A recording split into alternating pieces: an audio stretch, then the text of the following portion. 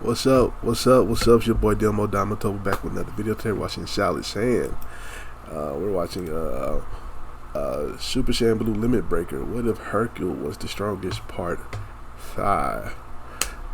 Yeah, man. This story's been really good so far, man. Shout out to the person that suggested these videos, and I really do enjoy Hercule being the strongest. It's weird, but it's funny. But anyway, let's get into it. Last time we saw more of what everyone was unlocking during their training. And now with Super mostly covered, we go into the Tournament of Power, as well as something interesting later on. It is an April Fool's What If after all, so I want to do something more unique here. Let's begin covering part 5 of What If Mr. Satan Was Strong. Now that we set up a team for the tournament in the last episode, we go into the Tournament of Power itself. And as you'd probably expect, it's not really going to be a contest, Hell but no. I will cover some of the big things. This is the most stacked Tournament of Power team I've had in one of my What Ifs in a while, because the weakest one here is Krillin, and surprisingly the other two weakest here are 17 and 18. Which says a lot because 17's not weak by any means. So the fact that he's the third weakest here, it really goes to show how strong this team is. Yeah. Android 16's probably been upgraded again. Videl, Gohan, and Piccolo also have Ultimate. Although that's not their full strength because they've actually gone beyond that too. And also, as you could probably guess, by now Gohan and Piccolo have gone beyond their forms. Gohan has unlocked his Beast form, and Orange Piccolo's He's unlocked it? Okay. Years have passed since they got these powers, and they have been training consistently. Ultimate Videl's pretty strong on her own too, but she doesn't have a flashy new form. And of course, we still have Goku, Vegeta, and Mr. Satan. Now, Mr. Satan barely has to use his full power here, which is great. Same for Goku and Vegeta to an extent. The first showcase of their new power comes when Goku tries to fight Jiren. He and Vegeta have evolved Super Saiyan Blue. And it's not just Super Saiyan Blue evolution. No, that was essentially the precursor for what they have now. Goku undergoes a change. And it's not really a big change, but there is still something noticeable about it. The form almost looks like Blue evolution, except there's an outline around Goku's eyes, as well as his tail growing. And his eyes turn into the color of Super Saiyan 4 form, rather than Blue Evolution. The aura is also similar to Blue Evolution, but it's a lot more condensed and a lot more powerful. This is a limit-breaking form beyond Super Saiyan Blue. Oh, okay. This is Super Full Power Saiyan Blue Limit Breaker, or simply Blue Limit Breaker. I think the inspiration where this form came from should be pretty obvious. By honing Super Saiyan Blue and locking into the limit-breaking potential of Super Saiyan 4, and figuring out how to do that innately without transforming into Super Saiyan 4, they're able to completely master Blue and go beyond its limits, leading to this incredibly powerful form. Although right before Goku tries to fight Jiren, Toppo then jumps in to make sure he can, which is a bit annoying, and Goku actually kind of fodderizes Toppo here. But he's not going to stop there, and even Dispo joins in to help. This fight's going to be no problem for Goku, and he is a bit annoyed that the fight's being interrupted, but it lets Mr. Satan step up to Jiren instead. He tells Jiren this is his what if after all. He's not going to let Goku have all of it. Jiren Hercule. He activates his champion spirit. If Jiren truly is the strongest mortal in the multiverse, Mr. Satan knows that he'll have to surpass him. He'll become the strongest mortal, if he isn't already. Mr. Satan gets to see his true power. Now, Jiren is strong, but it's not like anything crazy, especially considering the people in his universe. But he could tell that something's holding him back. Not like he's holding himself back, but rather, there's something that makes him not as strong as he should be. And Mr. Satan can clearly tell what's wrong when he actually starts talking to Jiren. Jiren is only focused on strength. He wants to be the strongest. He clearly is motivated, and he's devoted himself purely to strength. But then Mr. Satan confronts him. Isn't that kind of boring? Doesn't he have someone in his life he cares about or something? Hell no. Is it just all strength? And yeah, that is essentially Jiren's life. Ever since losing his master, he's been completely devoted to it. And that's where the two of them differ. Sure, Mr. Satan brags a lot about his power, and he does like to be the strongest. He tries to work as much as he can to be the strongest. He brags and gloats a lot, but he cares a lot too. His good pal Goku changed his life. His daughter is one of the reasons he wants to be as strong as he is, partially due to the fact that he wants to protect everyone, and partially due to the fact that he wants to impress everyone too. He has to be a role model, and support those around him. As Beerus watches the battle from the stands, he finds this pretty interesting. Wow, this guy's kind of changed. Back when he met Mr. Satan, it seemed like he only really cared about the fame. And sure, he still does care about the fame, but he actually has a reason to want that fame, and it doesn't seem to be the main thing that drives him anymore. He wants to make himself greater for the sake of others now. Being the world champ, or the multiversal champ, Right. It's to represent Earth and show its might. And not just that, but it's to make sure that Earth is safe. Earth has faced many threats in the past, and some of them Mr. Satan has gone up against. And he tells Jiren this is the true secret behind the champion's spirit, something that Jiren lacks severely. He's only focused on that strength, and the strength might not serve a purpose for him besides something negative like revenge. Now, he can't say for sure. It's not his place to psychoanalyze someone. But he simply tells Jiren this because that's the secret behind his power. And maybe, by being the symbol of strength in a good way, maybe he can affect Jiren as well. And maybe his influence could spread to other universes. He could show them there's more to power than Not just being the influential strongest. Hercule. It's not only the true spirit of the champion, but the true spirit of the Earthlings, and the true spirit of Universe 7 as a whole. Mr. Satan's willpower flares up. causing his power to flare up too. He declares he will win here, and sure enough, he wins. Goku's a bit bummed because he wanted to fight Jiren, but he was able to fight pretty much all of the other Pride Troopers at once, and defeat them with relative ease. The tournament's actually over pretty quickly too, and since pretty much all of Universe 7 is still in the ring, the MVP isn't the last one standing, but rather, they give it to Mr. Satan because he does seem like the MVP here. He defeated the strongest opponent from another universe. Plus, he's essentially leading the group here too. And Beerus hopes he makes the right choice, but he is a little bit worried about what Mr. Satan will wish for. He knows Mr. Satan's a good guy, but he only really thinks of himself. Although, maybe that's changed. After seeing what he was saying to Jiren, Beerus feels like Mr. Satan's probably gone beyond his ego somehow. An ultra ego, if you will.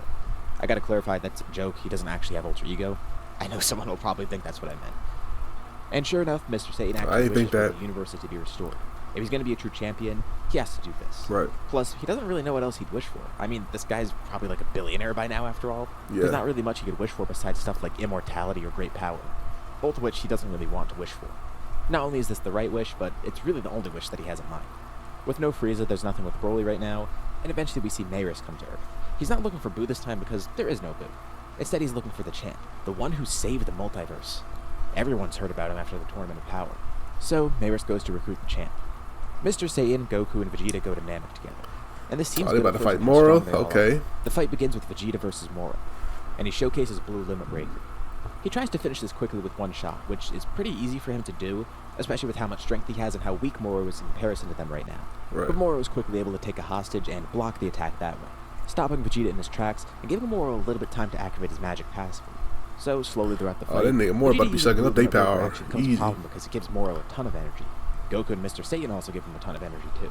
Thankfully for Mr. Satan, he doesn't give as much, just because of how his power works so much differently, and that ki only really manifests when he tries to use the champion spirit. But still, his base has a lot of energy. So even with all the power they have, this kind of backfires for them on Namek, leading to Moro getting the Dragon Balls and making his wishes. Soon enough, some of Moro's crew goes to Earth, and unfortunately they encounter Piccolo because Piccolo is able to defeat them just in his power awakened state. He doesn't even need to pull out Orange. And recognizing the threat of these enemies, he's actually able to decimate them completely, including 7-3. They all barely survive, and now that he knows that Earth is under threat, he decides to show them his full strength. Not that he needs to use this to fight them, but this is to scare off any of their allies that might be watching. He goes into his orange form, and quicker than any of them can see, he one-taps and destroys all of them, also making sure that 7-3 is completely eliminated.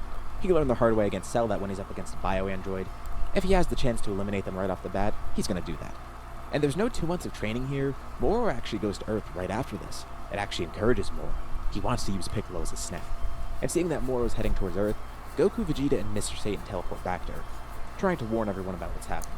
After sensing those 3 return, and also Piccolo's fight, Gohan and Videl come over to the area. They get involved in these fights a lot because they care about protecting Earth. As the 2 great Saiyans, they have to, even though they don't really don the outfits anymore. And Chi-Chi's more than glad to watch over Pan in the meantime whenever this happens, with Pan also liking to see her parents in action like this. They would have come sooner if it weren't for that. And it's a good thing they did show up because now, Vegeta fills everyone in and tells them what happened on Namek. They have to think quickly of how they're supposed to defeat Moro. Now, even though he's grown pretty strong, with their combined power, they probably will overpower him. That's the issue though. They're powerful. And Vegeta knows Moro is crafty, so even if they try and use a full power attack right off the bat to try and catch him off guard, he probably will figure out some way around it, especially with his current strength. But then Goku theorizes something interesting. Is there a limit to how much power Moro can absorb? Like, obviously, trying to defeat him right away is the best option, but still, if he does end up trying to take their energy, can he contain all of that? You see, Goku kind of noticed this on Namek. When he first got the energy from Goku, Vegeta, and Mr. Satan, it seemed like he couldn't really handle it that well. Eventually, he did get a grasp on it, especially after gaining his youth back. But it's something worth noting because he wonders what would happen if, when coming to Earth and trying to absorb all their power, could Moro even handle that? Not too long after, Moro shows up on Earth. Glad to see those 3 here again too because he'd love to use them as a snack again. They're fully healed up and ready to fight as well, and they've had a little bit of time to prepare. They don't have a direct counter for his powers, so really their best bet is to try and fight. They try and attack right off the bat, but of course Moro does expect that. Man, we need to see this animated, bro. Their only strategy right now is to try and distract Moro. We need to see this arc animated, bro. I'm gonna say it every time this get mentioned. And with how many people they have, this would be a fire-ass arc. Bit, but it doesn't fully lead to his defeat. Goku and Vegeta act as the main attackers with Blue Limit Breaker. They're behind Mr. Satan right now as the strongest. Yes, in this form they're that powerful. Now, of course, Moro does have their power after absorbing it before. Plus, after regaining his youth and all of his magical abilities, fighting them wouldn't be too tough if it were just them. The rest of the group defeats the rest of the prisoners, then jumping in to fight against Moro. Moro can't actually take them on, and he has 4 other people attacking him at the same time. Gohan, Videl, Piccolo, and Mr. Satan are actually a really good group to work together. Videl knows how to fight alongside Mr. Satan, Gohan can fight pretty well alongside Piccolo and Videl, and to top all that off, they're all really powerful, with Mr. Satan being the strongest one there too. Right. Moro actually is able to get a little bit more power, especially with how strong everyone is. There's so much there to take. But this starts to become his downfall. Not only is he desperately trying to gain power against these people, but the power isn't enough, and he's getting too greedy. He's getting too much power at once and not getting adjusted to it. Not to mention, he doesn't have 7-3 as part of him. It's not like he's gaining their abilities either, which also means no regeneration for him. And Goku could see it now. He's getting too greedy with the power. This is exactly what they needed. It's a desperate attempt to try and counter them, but it's not really working. It's backfiring, if anything, because, yeah, he's getting stronger, and it does help him fight them off a little bit more. But it only does so much for him. This greed for power, leading to him being destabilized as he fights, as well as the fact that he's in a 6v1 against a group that collectively overpowers him, it's not nearly enough. With their combined strength, they're able to defeat Moro, who continues to try and steal their power up to the very end, not being able to contain that power though, causing him to explode basically into pure energy, with everyone using their full power to hold back this explosion and defend Earth. It was a pretty tough fought battle, and especially with the powers that he had, it was pretty risky too. They weren't sure if they were going to win there, but they did. His desire for power and nothing else, that's what led to him being defeated. Had he not immediately gone to Earth just to get another stack, had he not tried to absorb all their power at once, he might have won if he took it a little bit more slowly and didn't get so greedy. Once again, they defended Earth. They won. But that's not the end of this what if, not in the slightest. It is an April Fool's scenario after all, so I want to get a little bit more unique with it. Okay. The next arc is something that I haven't done before. Considering how strong everyone is, and with all the great power they have on Earth, Okay, yeah, one more. as well as everything that's been happening with the gods, someone has been watching all this and keeping up with it. Now, he's been thinking about this for a while, and especially after all the recent events that occurred, he realizes that the gods are being far too destructive. It's almost sickening, and he wants a change. The only person that can change it is him. And at the same time, seeing these mortals fight off against the gods and directly go against them, that really inspires him. Especially the Tournament of Power, hearing that somebody used the Super Dragon Balls to directly go against Zeno's erasure. That's the exact thing he wants to do against the gods. He wants to stand up against them like that. There's also some Kai that tried to steal someone's body and tried to kill all the mortals.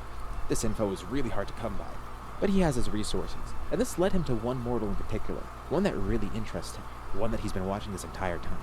Mr. Satan, the multiversal champ. Hearts has been watching over, and he wonders what he's going to do as his next move. Okay. This is where we'll leave off for now. Okay.